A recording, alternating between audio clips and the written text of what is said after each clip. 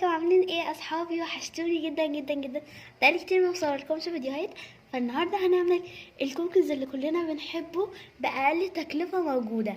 النهارده هقول لكم الوصفات اللي احنا هنستخدمها وبصراحه تكلفتها بسيطه جدا.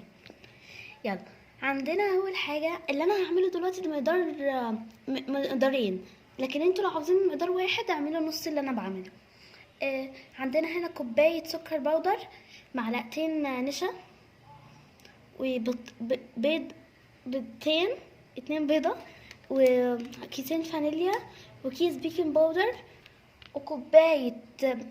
كوباية سمنة.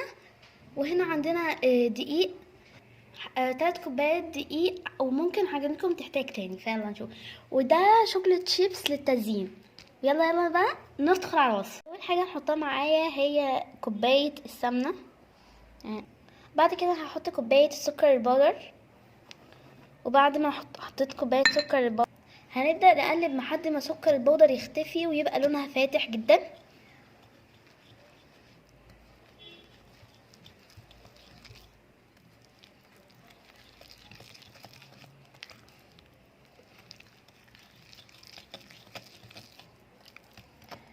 ودلوقتي بدأنا نخلط فيها لحد بصوا ما بقى يبقى لونها ايه، فاتح، اصفر فاتح.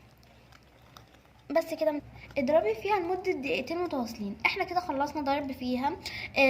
بصوا، وقفوا ضرب لما تلاقوا لونها فتح وما فيهاش كتل كده، هتبقى خلاص كده انتوا خلصتوا ضرب. كده انا حطيت حبايتين بيض وهنبدأ بقى نخلطه.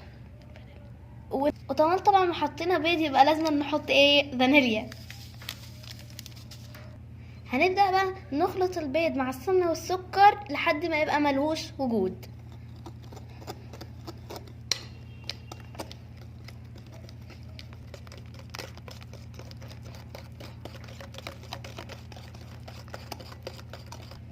بعد بقى ما ضربنا الزيت، السمنة قصدي اتلخبطت، مع السكر بودر، مع 2 بيض، دلوقتي هنحط الحاجة اللي هتخليها روعة.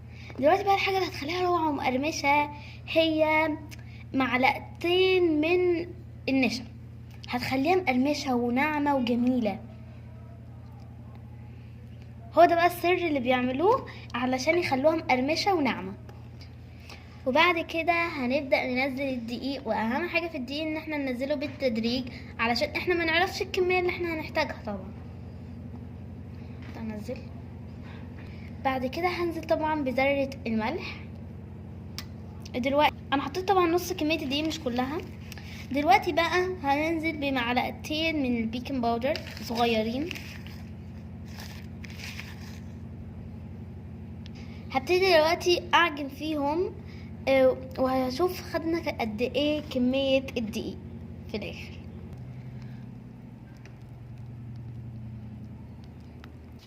لسه طبعا محتاج دقيق.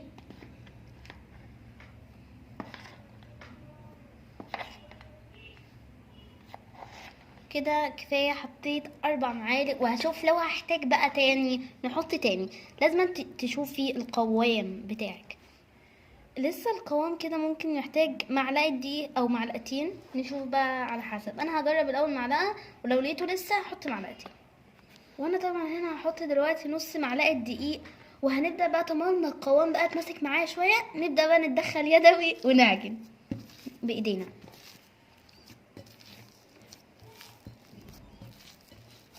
بصوا كده بقى القوام اتظبط معايا، وكده اتبقى معايا نص كوبايه. يعني احنا حوالي كده استخدمنا 2.5 كوباية دقيق. وبصوا ما هو ده ما بيحبش ان انتوا تعجنوا فيه كتير عشان ما يتردش سمنته. وللتاكيد ان احنا طلع معانا كويس، نجرب كاننا بنعمل واحده. تمام، بصوا اتلفت معايا بسهوله جدا. فكده يلا بقى نبدا على طول، ومش بيحتاج اي حاجه، نبدا على طول نشكل العجين. يلا بقى بينا. دلوقتي انا جبت الصاج او صينيه براحتكم يعني. اهم حاجه تكون ناشفه، وبندهنها بحته سمنه بسيطه تكاد ان لا تكون موجوده اصلا. ودلوقتي هنشكل العجينه. يلا، هجيب حته كده صغيره، ما نكبرهاش. ودلوقتي هنجيب الشوكولات شيبس بعد ما عملناها ونحطه فيها كده كده بقى خلاص. وبصوا بعد ما نحط الشوكولات شيبس نحط عليها ضغطة بس عشان ما يقعش احنا وبنسويها. وكده خلاص هخلص كل الكمية وارجع لكم. كده بعد ما خلصت كل الكمية يا اصحابي كده عمل معايا صاجين. بصوا يا جماعة في ناس كتير بتسألني على الشوكولات شيبس. يعني ناس بتسأل كتير على ان الشوكولات شيبس بتتباع فين. عند اي عطار هتلاقيه بيبيع حاجات العيد ميلاد، هتقول له عاوز شوكولات شيبس هيديك. بس كده اهو. دلوقتي يا جماعه انا مخليه الفرن بقالها 5 دقايق شغاله. دلوقتي احط فيها ونسيبه يستوي على نار هاديه، ولازم أن يكون سايبين مساحه علشان لما بيعمل، عشان هو فيه بيكنج باودر وسمنه، فلما بيدخل الفرن بينفش وبيكبر. فبس كده. طبعا يا جماعه طولوا عليه في الفرن اهو. بعد ما طلع اوعوا تطولوا عليه في الفرن عشان ما يتحرقش. وهو خد 5 دقايق بالظبط الفرن. بصوا سهل جدا وجميله. بصوا شكلها من تحت جامده ازاي. بصوا يا جماعه هي نفشت قوي معانا. بصوا من جوه جامده ازاي. معلقه النشا خلتها مقرمشه وجامده وملمسها ناعم جدا. دلوقتي يلا ندوق طعمها. لا الله يا جماعه بجد احلى من بتاعه الفرن كتير.